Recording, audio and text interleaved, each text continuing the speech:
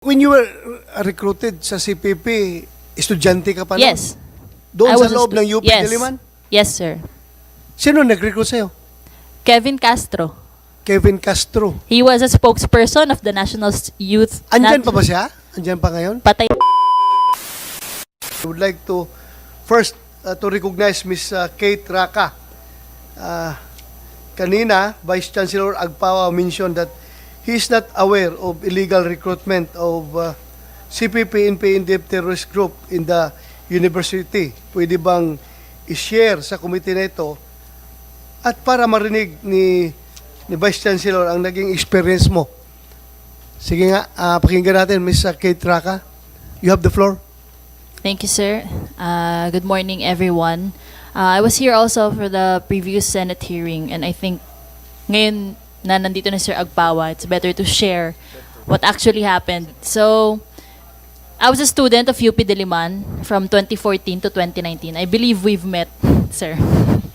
And, yun pa lang eh. Sige, I was recruited as early as 2014 by Alay Sining, UP Diliman. Connected talaga siya. As in, Alay Sining, UP Diliman chapter. And, you know who recruited me? Alay Sining? Alay Sining, UP Diliman. Recognized organization at the time ng UP. Okay. And actually, yung nag-recruit sa akin ay member ng College of Education Student Council, and that was Kevin Castro. If you know what happened to Kevin, he died in an encounter sa Pulilo, Quezon around 2018. So, these aren't allegations kasi I myself graduated from UP 2019, joined the NPA right after my graduation because the recruitment happened within UP grounds. How did it happen? Ang nagre-recruit sa amin is members ng student council. And they use venues sa loob ng UP to conduct underground organizations using the name of student council, at the time recognized organization Anak Bayan, Alay Sining, no. We use these university venues, the halls of UP, no, to conduct underground activities. I remember one time member ng student council ang nagpa-reserve para magkaroon ng cultural night ang Kabataang Makabayan, which is illegal. No, it's an NDF organization operating underground. And you know what we did within UP grounds? No, as KM Cultural Night, we collected support from students na ipapadala namin sa NPAs. And that's happening, no, inside the universities. And you know, these aren't allegations because I was there. And how do these organizations remain to be recognized? I don't know at present, no, if recognized pa tong mga organizations na to. I think before nung nasa UP ako, nagkaroon ng issues na hindi ma-recognize yung mga frats na involved sa violence. Pero what about these organizations, no, na inciting violence? I remember way back, no, Anak Bayan and LFS conducted pagpupugay. I don't know if you know that. But they were very proud, no, na maraming mga estudyante ang namamatay as NPA, na they were proud na alumni nila yon, no. I can only name a few. I think student ng UP si Len Dumanais na namatay bilang NPA sa Abra. Student ng UPLB si Rona Jane Manalo, na kasamahan kong NPA sa Palawan. Namatay siya sa encounter, nabuhay ako. Magkasama kami sa encounter na yon. Sino pa ba? JC Alberto ng UPLB. And I know them because we all previously worked as student council. I was then counselor of College of Education Student Council. Raul Manuel was chairperson of College of Arts and Sciences, UP Visayas. And sino pa ba? Kevin Castro, chairperson namin. There are lots of students, no, members of student council who eventually joined the NPA. And that's not that's not cut off na after nila mag-UP saka sila nag-NPA. No, they were recruited while we were inside. No, and how did this happen? Kasi nga these organizations are doing this, no, within UP grounds No? Some of them recognized, at that time recognized ang LIC ng UP Diliman. Kaya nakakagamit kami ng mga venues ng UP na kapag apply kami ng permit for activities within UP. And what I think, I don't know if alam to ng mga professors or what, pero we conduct educational discussions na ang nilalaman is armed revolution. No? And it's not just the theory lang hindi siya theory lang ng armed revolution. No, what we are being taught inside the universities is armed revolution currently launched by CPP NPA is correct. Activity yan ng anak bayan, ng alay sining within the universities. They just use the name. Kate, may we know kung yung activity na yun, sanction yun ng school? Yes. They allowed open discussion, pero they don't really pag nagpunta ka talaga doon, the title of the activity is Philippine Society and Revolution. So, kung sige, didiscuss lang siguro nila yung history, blah, blah, blah. Pero in the end of that, yung, MKLRP yan maikling kurso sa lipunan at Revolusyong Pilipino. And what is the conclusion of that is, you have to agree na you support armed revolution launched by the CPP NPA. No? That's part of indoctrination in our doon nagsimula yung recruitment ko. Kasi if you agree to that, in my case, when I was a freshman, I attended this educational discussion called Maikling Kurso sa Lipunan at Revolusyong Pilipino. And I showed parang agree, or I think at that time open-minded ako na parang I think what they're doing is right kasi what they're telling me is it's needed, it's necessary. After that, apparently assessment pala yun na if a student, I was then 16 years old, 2014, if I showed at the slightest hint na agree ako sa armed struggle being launched by the NPA is nasa pool of recruitment na ako for underground. A month after, I was recruited into Kabataang Makabayan. 6 months after, I was recruited into the Communist Party of the Philippines. And by 2018, I already joined immersion into NPA camp sa NPA Lucio de Guzman Command sa Mindoro. When you were recruited sa CPP, estudyante ka pa lang? Yes. Doon sa loob ng UP Diliman? Yes, sir. Sino nag-recruit sa'yo? Kevin Castro. Kevin Castro. He was a spokesperson of the National Youth. Andyan pa ba siya? Andyan pa ngayon? Patay na, sir. He died as an NPA in Polillo Island, Quezon. Okay. Please continue. So, yun. I think marami akong naging, after ko ma-recruit, kapag kasi ang isang estudyante is from this organization, na Alay Sining, they recruited underground from Alay Sining, by Alay Sining members. Recruit sila into KM, kasi si Kevin, Alay Sining siya nun. Parehas kaming Alay Sining. Pero after our activities sa Alay Sining, ni-recruit niya ako sa KM. And eventually, dahil receptive ako sa KM and active ako sa activities na binibigay sa akin ng KM, ni-recruit niya ako sa Communist Party of the Philippines. And yung Communist Party of the Philippines sa loob ng UP is binibigyan kami ng tasking to recruit more.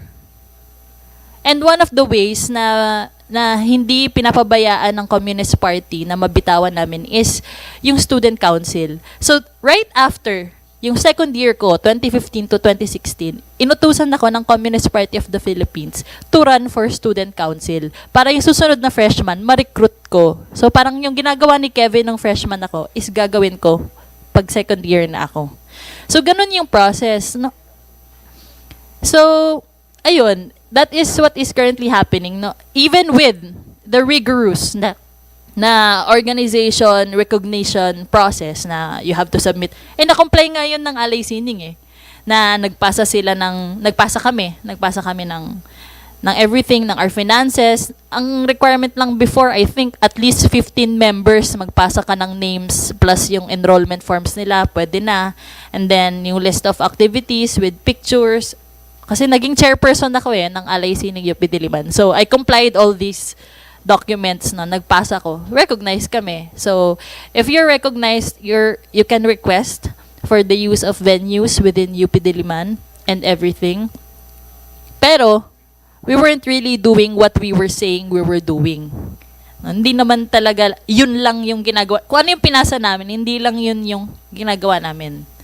So, yun yung way, no? Kung sinasabi ko to ngayon para marinig ng ating mga administrators ng universities how we do it despite everything that you've said na you're one with us, you are our partners. No, we all do not want more students joining the NPA. Kasi ako, it's something personal for me kasi all those names I mentioned, those were my friends, no, who died during I was only kami, no, maswerte lang kami na, no, we survived through our NPA stint, no, pero you know, we're here to tell you how it is done.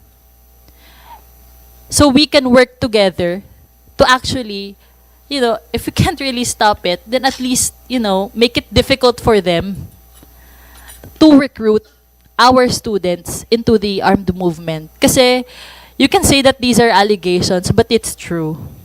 Because I can speak for myself and for those I have recruited. I think this also happened, if you think this only happens in state universities, it's not. It happened in UST, LaSalle, and FEU. And I can say this because by 2018, nilabas na ako ng komite ng CPP sa UP into sa National Youth and Students Bureau. Yun ang bureau ng Communist Party of the Philippines na nakatutok sa recruitment between national universities. So, para lang magka-idea kayo. That includes the Big Four schools, UST, LaSalle, Ateneo, and other members of UAAP. So, naput ako sa Indoctrination Bureau, so yung ED Bureau ng NYSB, o National Youth and Students Bureau ng CPP. And pinag-supervise ako ng Indoctrination for UST, LaSalle, and FEU. And one of the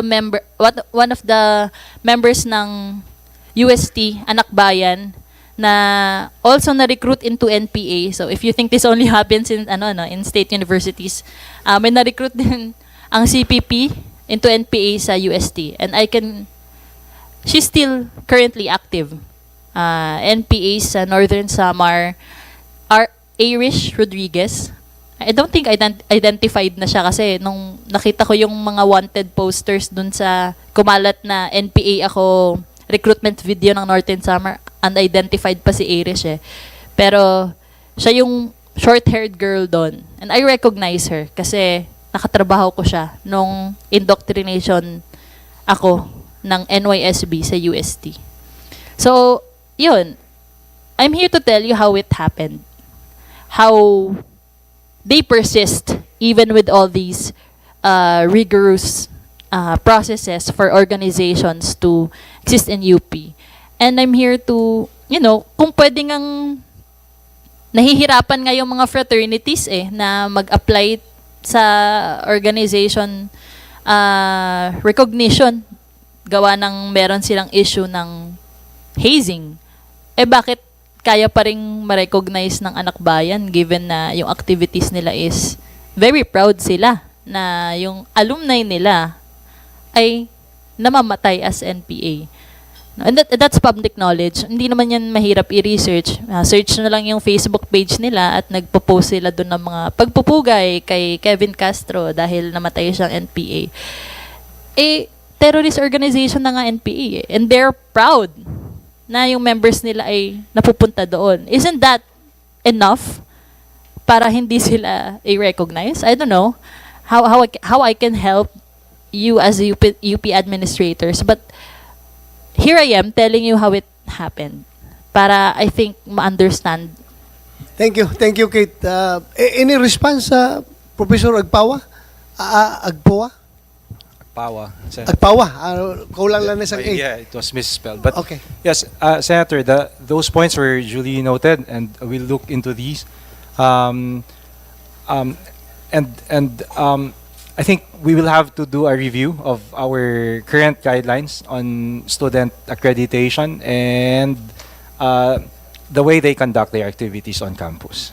Do you think